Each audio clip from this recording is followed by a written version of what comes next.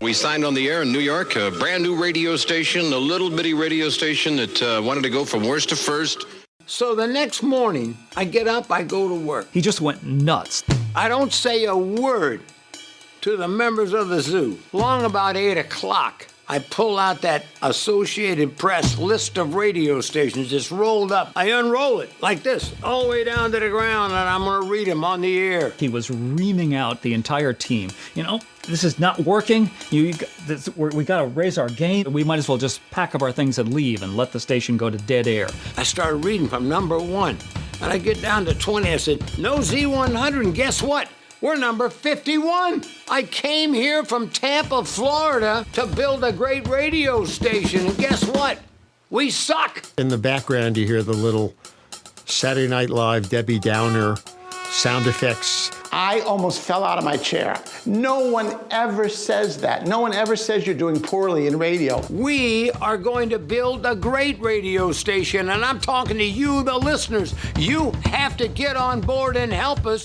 He recruited the audience to build our audience. You know, that's a genius. Scott said, send in your name and the name of 25 of your friends that you have turned on to Z100. Let people know that this station is on. Take out an old sheet, get a magic marker, write Z100 on it, and hang it out your window in Brooklyn, the Bronx, Staten Island, Long Island, wherever you are. We need your help. Z100, New York. Well, Mitchell Stuart, the man behind this awesome documentary on the rise of the legendary Z100 station. Sir, thank you for the time. We just checked out the trailer, some of the footage there. It looks awesome. Of course, at the time of recording this, it is dropping February 11th, video on demand. How did this concept come about, and what made you decide this year, you know what? It's a good time to tell the real story about Z100. Well, first, Fred, thank you for having me. I appreciate being on your show. You know, there's so many. I was asked to do this pre-COVID, okay? But even then, you know, what attracts me as a documentarian are the David or Davida versus Goliath stories, you know? And, you know, when people meet Z100 now, they see the world's biggest station, you know, but it wasn't always like that. And so to have such a big story that you could tell in a personal way about this group of, you know, I ended up calling them misfits that fit, but, you know, they were like the bands I was in, you know, like how do these people even fit? But somehow they do. And yet, you know, they conquered New York and they conquered radio. So to me, once I was offered the opportunity to do the film, I wasn't going to let anyone else do it. I mean, I'm from Brooklyn, so don't get me into my way, you know, and it was just a great feel-good story, you know, and so I had no choice but to tell it, and hopefully it inspires other people. And how did Z100 first come into your life? What was your earliest memory of this legendary station? So, okay, when the golden age of Z100, I was a punk playing in every punk club, and my goal was, as a musician, I was going to be a filmmaker, but not quite yet. You know, I was telling my stories through bands and very esoteric music and really hard in your face and rhythmic music. And if I got 25 people in an audience, I was really happy. And then eventually we got like 100, and then we got more. It was like, whoa. So the last thing that I would think about is Scott Shannon and pop radio.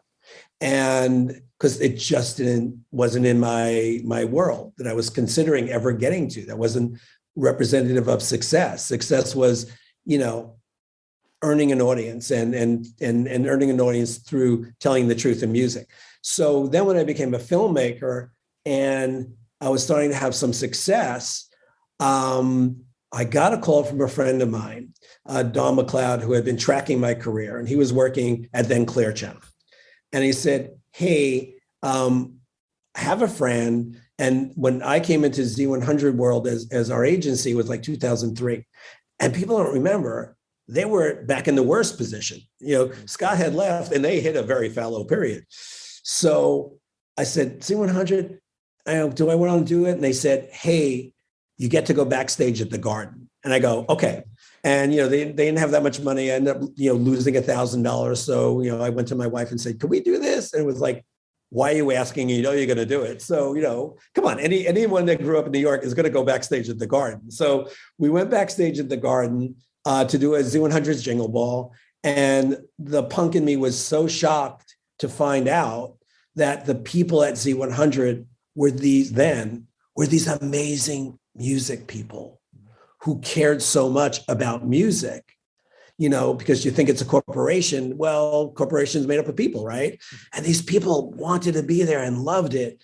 And that was inspiring. And, they were on hard times and they said, hey, do you do commercials? And I said, yeah, before 9/11, I've done a lot, but not since. And so it was the right place, right time. And they said, what would you do for us? And literally it popped in my head. I said, meet me in Times Square tomorrow.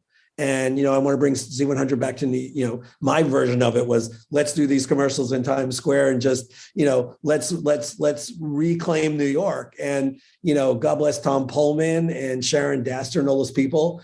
They took a chance, on us. So, I got to meet Z100 for the best reason, to help do my part to reclaim New York with people that loved music. So, that was my Z100 story, and God bless, they brought me backstage at the Garden a whole lot of times.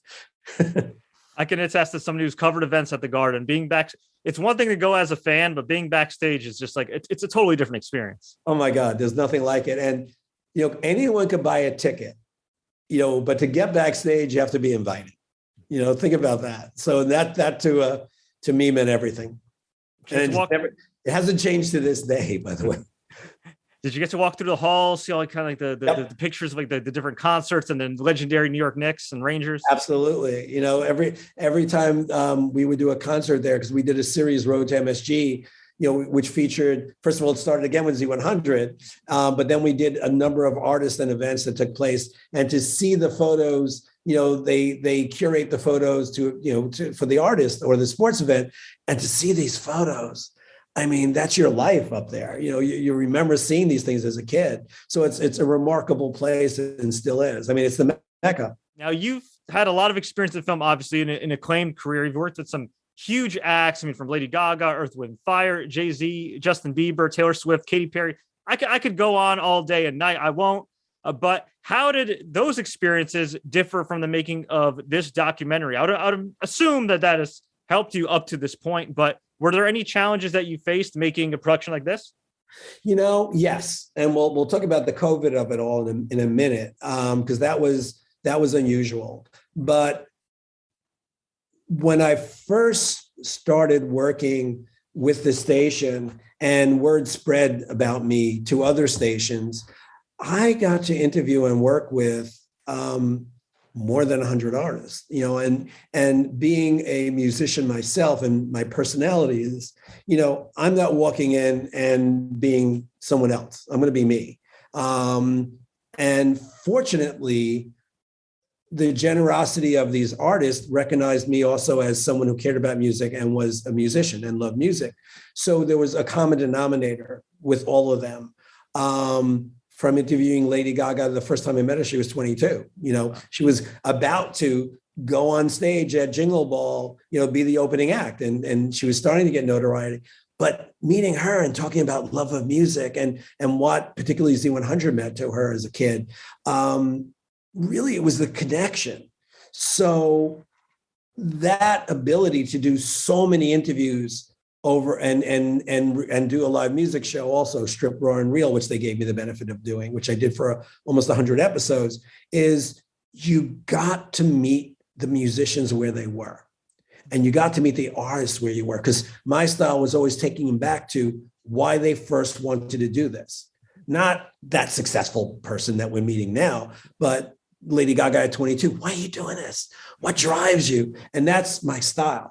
You go back to the beginning and, because people don't change. They just achieve their dreams and get bigger dreams sometimes, or sometimes they're living that dream. So I always like to connect emotionally with anybody. So when the opportunity came to do this film, I took that knowledge and experience and I applied it to some new people. And, so I had never met Scott. I didn't really know who he was.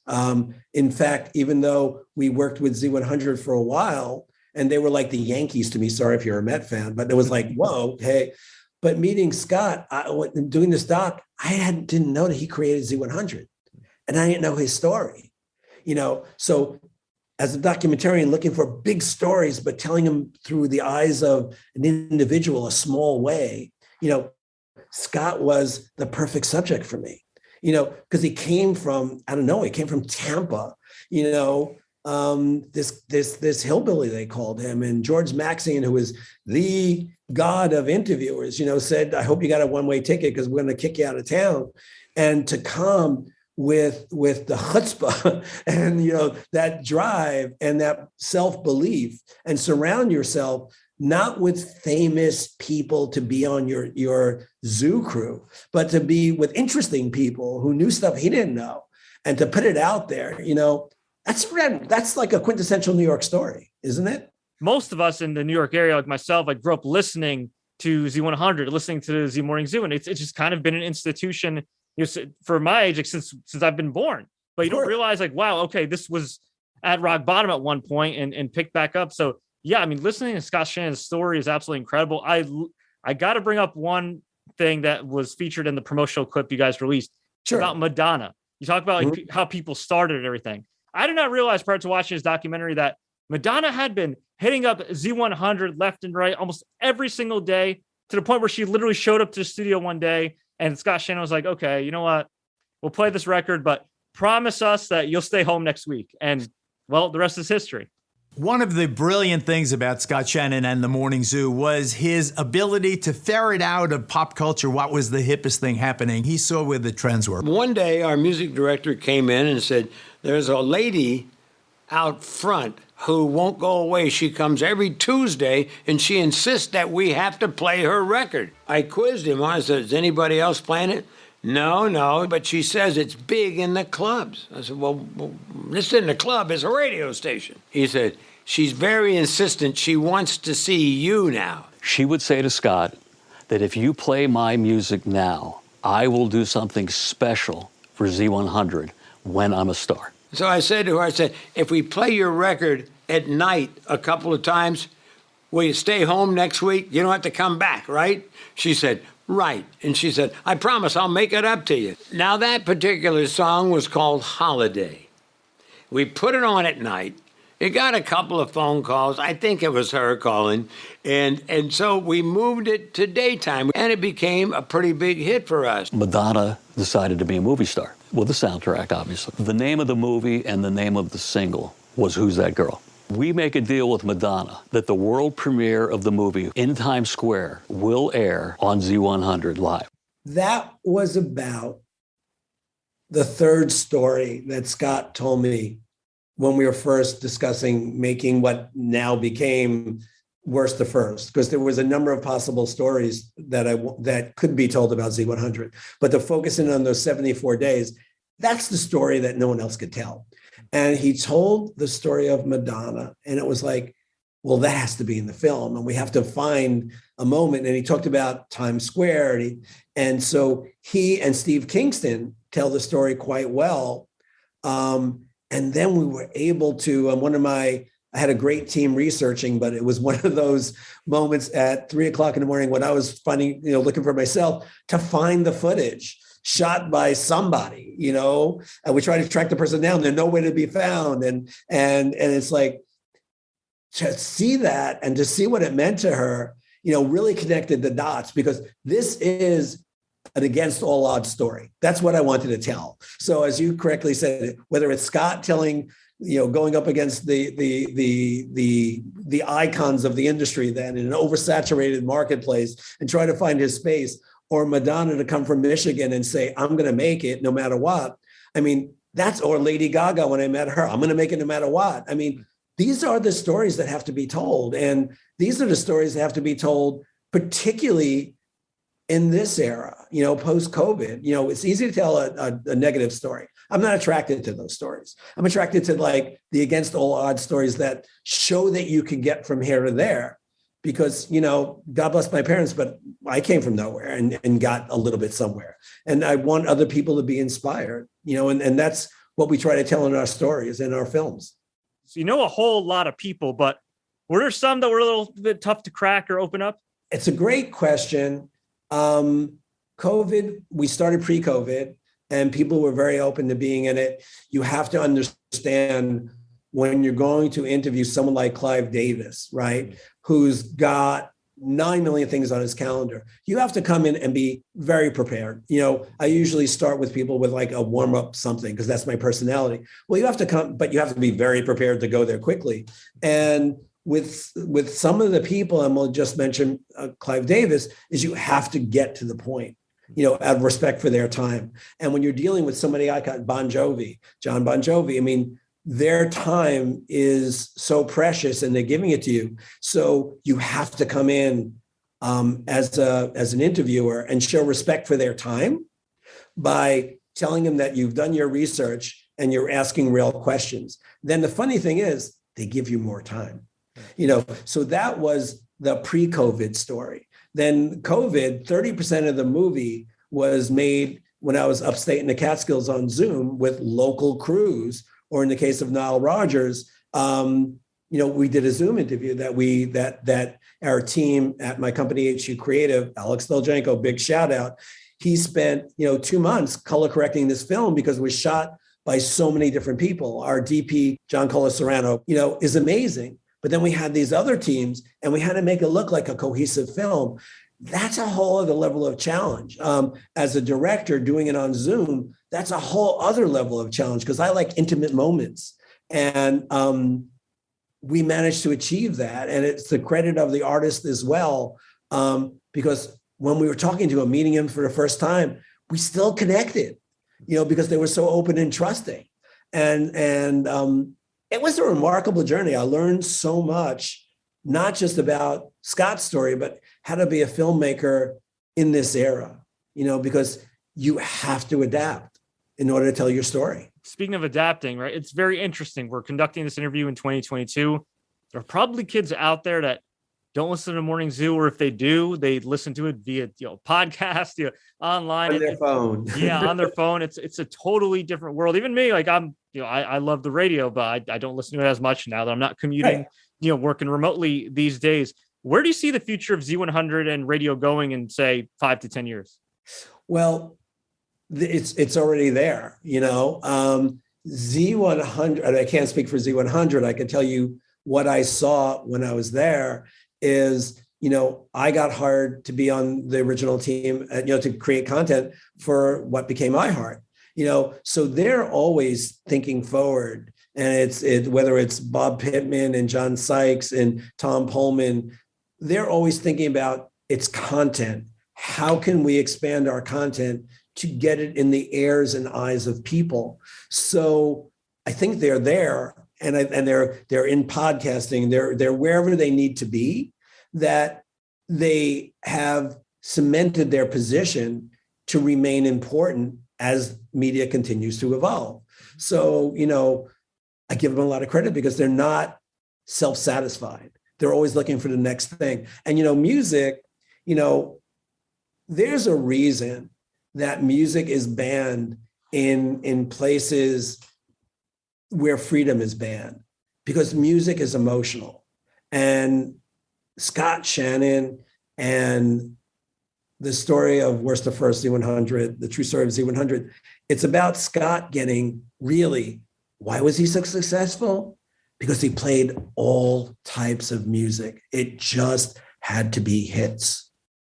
You could have, it made it in the bonus footage that Nile Rodgers calls Les Dance, which is Nile Rodgers' funky guitar. Stevie Ray Vaughan, the first time you're exposed to him with Albert King blues guitar, he said that was the quintessential Z100 song because you could dance to it. It was commercial, and yet it was really different for the time. And when he said that, it was like, it was just such an aha moment for me because he wanted his music to cross over. It didn't represent the punk in me selling out. It represented getting his art form exposed to as many people as possible to inspire them to listen and to dance. And that's what we all want to do, isn't it? Definitely. And of course, Worst to First, the true story of Z100 New York. You can check it out video on demand starting February 11th. Before I let you go, you've been very gracious with your time. We always like to ask all our guests some kind of random rapid fire questions just to get to know them better. Are you ready? Fire away. Favorite New York restaurant? Locally, well, I have to go back to my roots in Chinatown. And amongst my favorites is Wo Hop, underground only. That would be across the street. Peking Duck House is clearly one of them. And then my personal favorite restaurant, bar none, is John's of 12th Street. It's more than 100 years old. It was owned by Lucky Luciano back in the days, and it is the quintessential Italian restaurant.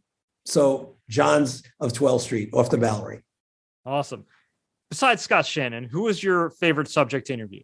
If you could narrow it down to maybe one more, like an honorable mention. An honorable mention. So I won't mention the people that I knew before, because that's not fair, because you had and a number of them I had interviewed before. And Nile Rodgers, because I never had met him. It was over Zoom. So we weren't in the room together. And yet we were in the room together. And I think that we were supposed to do it for 30 minutes. And we ended up talking for over an hour. Wow. And it was remarkable. So for no other reason but that. And though I had, maybe tied, honorable mention is John Bon Jovi, because he had appeared on Strip, and I interviewed him for a charity that we were working on and that he was part of. And when he came in, he didn't come in with a guitar. So I got to meet the person for really the first time, not the musician playing a song and talking about music and talking about that first time you heard. It's the opening line of the movie. It's talking about, the first time you heard your song on the radio. So for different reasons, Nile Rodgers certainly, and John Bon Jovi. Was there a film or some type of production that drew you into filmmaking? Spaghetti Westerns, chop sake movies. I used to cut school and go to Times Square, and that was it. I know in my personal collection, I had about 900 chop sake movies and every spaghetti Western movie ever made. So, and those movies that were all made on a no budget, right? But they were great stories. And, they moved me. They're speaking to, it was like, I'm not surprised Marvel's so big, because when I was a very awkward teenager, who spoke to me but Peter Parker? These were stories of individuals that all had an issue, right? But somehow told their own truths. And, there's a heroic nature to all those films, from spaghetti Westerns and, the anti-hero to the samurai movies or chop sake movies. There's a certain honorableness to it, or certainly Peter Parker for sure, that drew me into storytelling. And, both in music and I got to score the film and write music for it, but also in the films that I want to continue to make, be it documentary or narratives. You want to tell these cool stories, and hopefully do it in a way that people, enjoy them or learn from them. I got to ask, in the broadcast version of this interview, in the background, you've got a number of guitars. Are those all yours? Is there a story to them? Can you briefly explain? Yeah, I'm not a collector. I played all of those guitars and still do. So if I lean one way or the other, you'll see a dobro. And when I left, officially being a full-time musician, I wanted to master that. And I've always been drawn to, I've always lived in my head. Like I told you, our house upstate, my wife and I own, were paid for by a script I wrote for a Chinese vampire movie in Asia.